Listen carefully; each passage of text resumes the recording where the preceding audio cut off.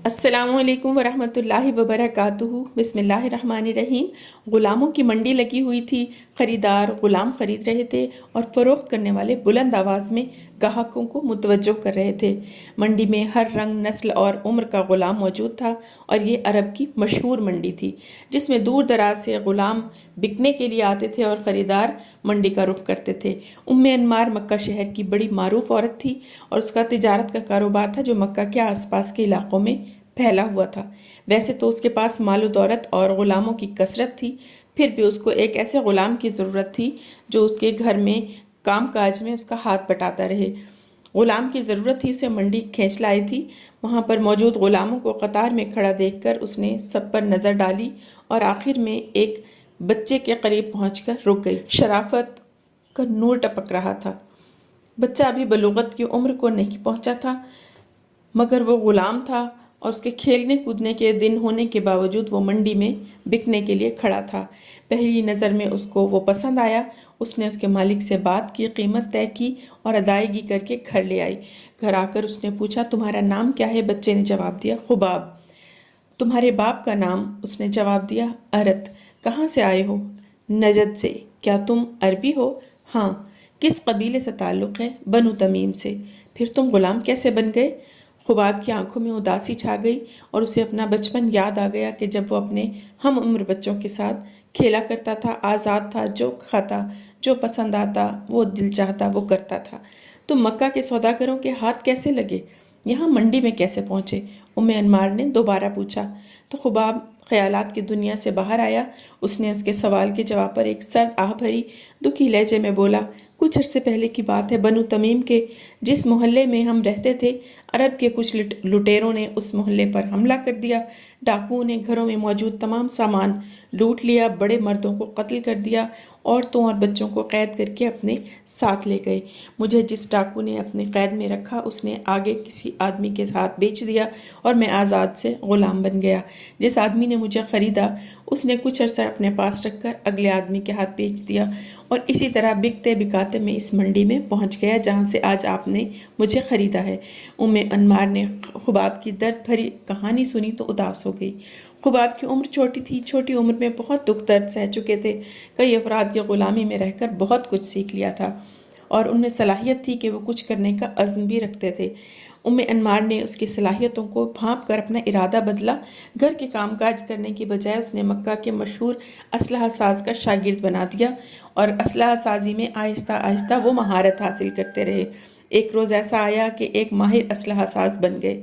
लोग दुकान पर आकर उनकी तलवारें देखते पसंद करते। जब उसे तलवार बनाने में महारत हासिल हो गई तो अकेला काम कर सकते थे तो अरब ने उन्होंने एक दुकान खोलकर उस दुकान पर बिठा दिया और उसे कहा कि तुम यहाँ बैठकर तलवारें बनाओ और फ़रोख्त करो। उम्मे अनमार ने उनको छोटी उम्र ही में ख़रीदा था। अब वो जवानी की हदों को छूने लगे। मक्का में उनकी शराफत की शोहरत दिन ब दिन फैल रही थी। एक रोज़ खुबाब दुकान ही पर था कि उसके पास कुरैश का एक आदमी आया। उसने कहा, खुबाब, सुना है बनु हाशिम के एक नौजवान ने नबी होने का दावा किया है। क्या वाकई? खुबाब ने बेयकीनी से पूछा।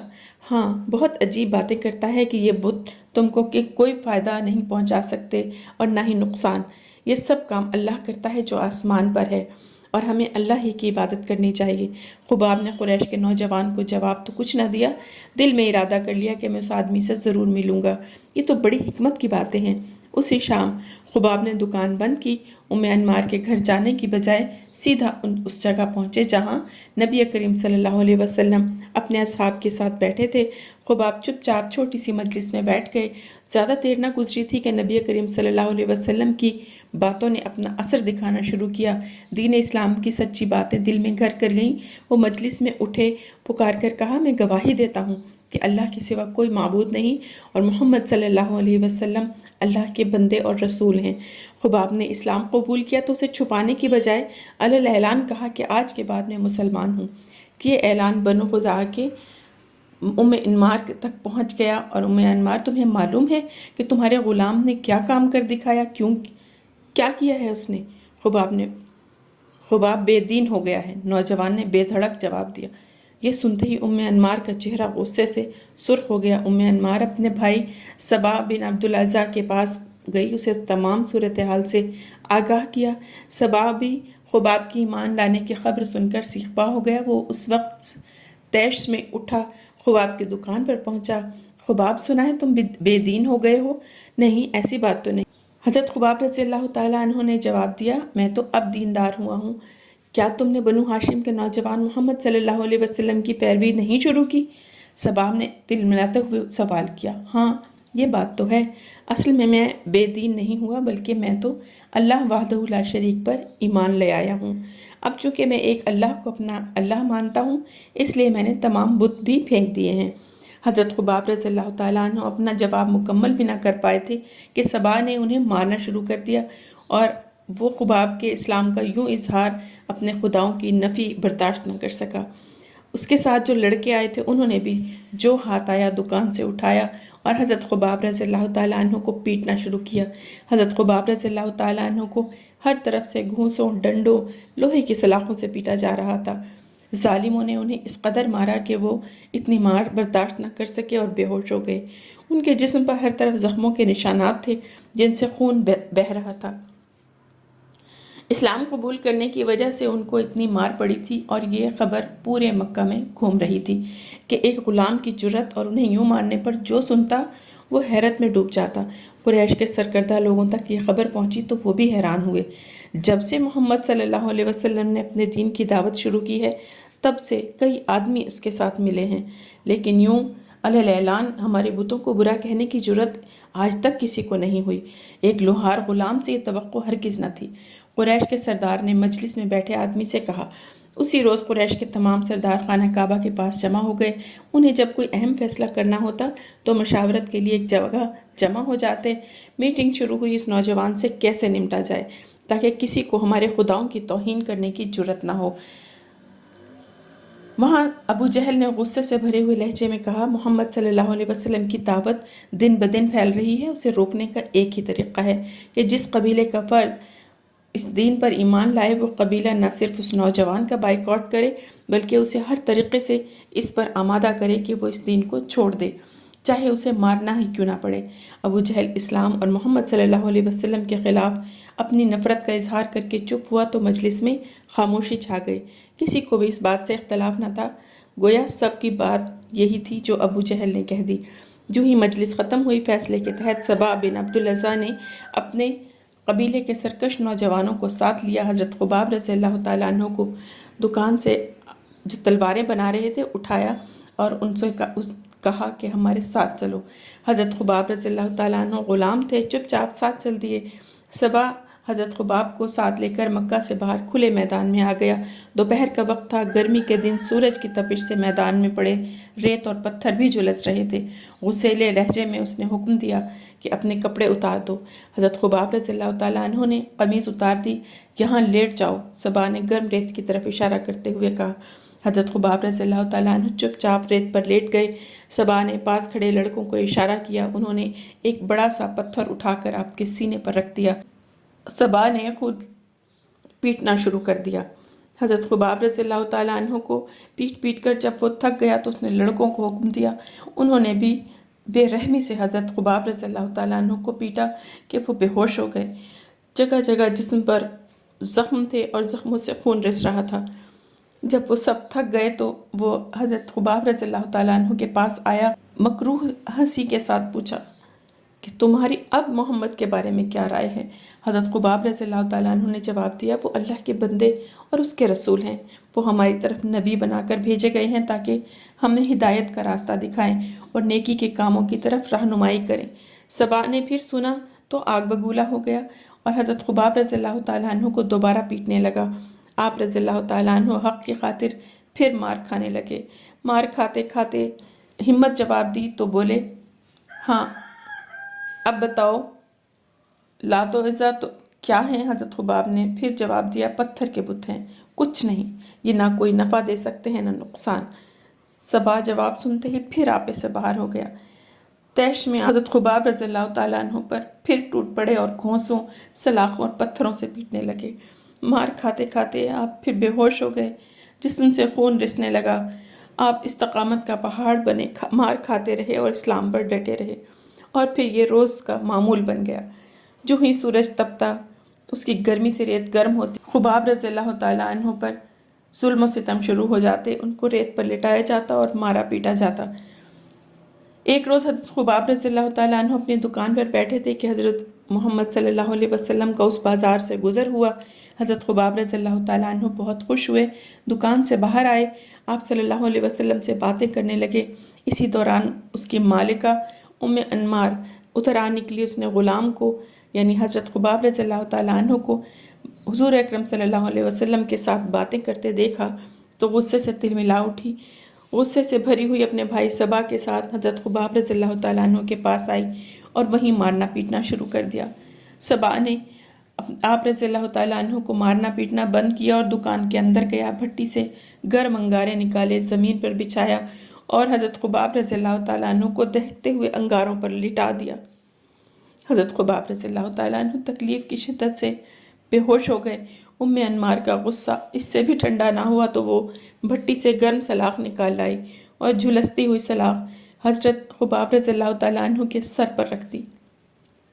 انمار کا ظلم اس قدر بڑھا کہ وہ آئے روز گرم سلاخوں سے آپ رضی اللہ تعالیٰ عنہ کا جسم داغنے لگی۔ صبا انہیں دہکتے انگاروں پر لٹا کر پتھر رکھ دیتا، اور پھر ایک روز جب دونوں بہن بھائی ظلم کر رہے تھے تو حضرت خباب رضی اللہ تعالیٰ عنہ نے اللہ تعالیٰ سے دعا کی، یا اللہ جیسے یہ مجھے سزا دیتے ہیں تو ان کے ساتھ بھی ایسا ہی کر۔ حضرت خباب رضی اللہ تعالیٰ عنہ کی اس دعا کو چند ہی روز گزرے تھے کہ انمار کو دورہ پڑا، اس کے سر میں شدید درد اٹھا اور چیخنے چلانے لگی گی۔ انمار کے بیٹوں نے ماں کو درد سے کراتے ہوئے دیکھا تو حکیم سے علاج کا کہا۔ حکیم داغنے سے علاج معالجہ کیا کرتے تھے، اور اس زمانے میں انمار کے لیے بھی انہوں نے یہی دوا استعمال کی اور آگ میں لوہے کی سلاخیں گرم کر کے انمار کے سر پر لگاتے۔ یوں حضرت خباب رضی اللہ تعالیٰ عنہ کی دعا قبول ہوئی اور انمار کو اس کے کیے کی سزا کی جھلک دنیا ہی میں دیکھنی پڑی۔ آپ نے اسلام کی خاطر بے تحاشا تکلیفیں سہیں مگر اپنی زبان سے کلمہ شہادت نہ چھوڑا۔ حضرت عمر رضی اللہ تعالیٰ عنہ کے دور خلافت کی بات ہے کہ کھجور کے پتوں سے بنی ہوئی چٹائی زمین پر بچھی تھی جو مسند خلافت کہلاتی تھی۔ خلیفہ اس پر بیٹھے کام کر رہے تھے کہ اچانک کمرے میں ایک آدمی داخل ہوا۔ سلام کی آواز سے کام کرتے خلیفہ رضی اللہ تعالیٰ عنہ کے ہاتھ رک گئے۔ خلیفہ نے سر اوپر اٹھایا تو خوشی سے ان کا چہرہ دمک اٹھا، مسند خلافت سے اٹھے اور آنے والے فرد کو بڑے پرتپاک انداز میں ملے اور اپنے برابر مسند خلافت پر بٹھا لیا۔ پھر آہستگی سے بولے، اس مسند پر بیٹھنے کے حقدار دو افراد ہیں، ایک بلال اور دوسرا خباب رضی اللہ تعالیٰ عنہما۔ مکہ معظمہ سے ہجرت کر کے مدینہ طیبہ پہنچے، اور امام احمد بن حنبل رضی اللہ تعالیٰ عنہ سے روایت ہے کہ حضرت خباب رضی اللہ تعالیٰ عنہ فرماتے ہیں، میں نے صرف اللہ کی خوشنودی کے لیے ہجرت کی تھی۔ غزوات کا سلسلہ شروع ہوا تو آپ نے حضور اکرم صلی اللہ علیہ وسلم کی معیت میں شروع سے لے کر آخر تک تمام غزوات میں شرکت کی۔ بہادری اور شجاعت کے بے شمار واقعات ہیں۔ حضرت خباب رضی اللہ تعالیٰ عنہ ان تمام صحابہ کرام میں شامل ہیں جو انتہائی صابر، بردبار، مصائب کو برداشت کرنے والے فداکار جانثار رسول اللہ صلی اللہ علیہ وسلم تھے۔ حضرت خباب رضی اللہ تعالیٰ عنہ اپنی زندگی کے آخری دور میں بہت مالدار ہو گئے تھے اور اتنے سونے چاندی کے مالک بن گئے تھے جس کا انہیں وہم و گمان بھی نہ تھا، لیکن انہوں نے اپنا تمام مال راہ خدا میں دے دیا، اور اس کا انوکھا انداز انہوں نے یہ اپنایا کہ یہ درہم و دینار گلی میں ایک ایسی جگہ رکھتے تھے جس کا ضرورت مندوں، فقراء اور مساکین کو بھی پتہ تھا۔ نہ تو اس پر کسی کو نگران مقرر کرتے اور نہ تالا لگاتے۔ ضرورت مند ان کے گھر آتے اور پوچھے اور اجازت طلب کیے بغیر اپنی ضرورت کے مطابق وہاں سے مال لے جاتے۔ اس کے باوجود انہیں اندیشہ تھا کہ اس مال کے متعلق قیامت کے روز میرا حساب لیا جائے گا اور مبادا مجھے اس کی وجہ سے عذاب میں مبتلا کر دیا جائے۔ حضرت خباب رضی اللہ تعالیٰ عنہ آخری عمر میں کوفہ میں اقامت پذیر ہوئے اور وہیں پیٹ کی تکلیف سے شدید بیمار ہو گئے۔ علاج کی غرض سے 7 جگہ سے پیٹ داغا گیا۔ انہیں بہت زیادہ تکلیف ہوئی، فرمانے لگے، رسول اللہ صلی اللہ علیہ وسلم نے موت کی تمنا کرنے سے منع نہ کیا ہوتا تو میں اپنی موت کی دعا کرتا۔ اس نازک حالت میں کچھ دوست بیمار پرسی کے لیے آئے اور حضرت خباب رضی اللہ تعالیٰ عنہ سے کہنے لگے، ابو عبداللہ خوش ہو جائیے کہ دنیا چھوڑنے کے بعد حوض کوثر پر اپنے بچھڑے ساتھیوں سے ملیں گے۔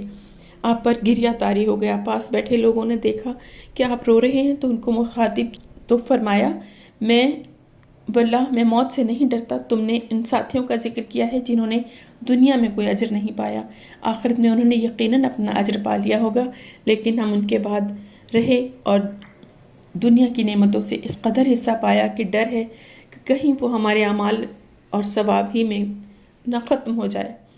وفات سے کچھ دیر پہلے ان کے سامنے کفن لایا گیا تو اشکبار ہو کر بڑی حسرت سے فرمایا، یہ تو پورا کفن ہے، افسوس کہ حضرت حمزہ رضی اللہ تعالیٰ عنہ کو ایک چھوٹی سی چادر میں کفنایا گیا جو ان کے تمام بدن کو بھی نہیں ڈھانپ سکتی تھی۔ پھر حضرت خباب رضی اللہ تعالیٰ عنہ نے وصیت کی کہ اہل کوفہ کے معمول کے مطابق مجھے شہر کے اندر دفن نہ کرنا بلکہ میری قبر شہر کے باہر کھلے میدان میں بنانا۔ اس کے بعد انہوں نے دنیا فانی سے کوچ کیا۔ اس وقت ان کی عمر مبارک 72 سال تھی۔ اس کے بعد اہل کوفہ نے بھی اپنی میتوں کو وہیں پر دفن کرنا شروع کر دیا۔ حضرت علی مرتضیٰ رضی اللہ تعالیٰ عنہ جنگ صفین کے بعد 37 ہجری میں اپنے دارالخلافہ کوفہ کو واپس تشریف لائے تو شہر کے باہر آپ رضی اللہ تعالیٰ عنہ کی نظر 7 قبروں پر پڑی۔ لوگوں سے پوچھا یہ کس کس کے قبریں ہیں؟ جب ہم کوفہ سے چلے تھے تو یہاں کوئی قبر نہ تھی۔ جواب ملا کہ امیر المومنین وہ پہلی قبر حضرت خباب رضی اللہ تعالیٰ عنہ کی ہے جنہیں ان کی وصیت کے مطابق سب سے پہلے یہاں دفن کیا گیا، باقی قبریں دوسرے لوگوں کی ہیں۔ یہ سن کر حضرت علی کی آنکھیں اشکبار ہو گئیں۔ حضرت خباب رضی اللہ تعالیٰ عنہ اور دوسرے اہل قبور کے لیے دعائے مغفرت اور بے ساختہ الفاظ جاری ہو گئے۔ خباب رضی اللہ تعالیٰ عنہ پر اللہ تعالیٰ کی خاص رحمت ہو، وہ برضا و رغبت اسلام لائے اور بخوشی ہجرت کی، ساری زندگی جہاد میں گزاری، راہ حق میں سخت سے سخت مصیبتیں اٹھائیں۔ اللہ تعالیٰ ان کے تمام اعمال کو قبول فرمائے، ان کی لحد پر کروڑہا رحمت نازل فرمائے، آمین۔ ویڈیو پسند آئے تو لائک اور شیئر ضرور کیجیے گا، چینل کو سبسکرائب کر لیجیے گا۔ جزاک اللہ خیرہ۔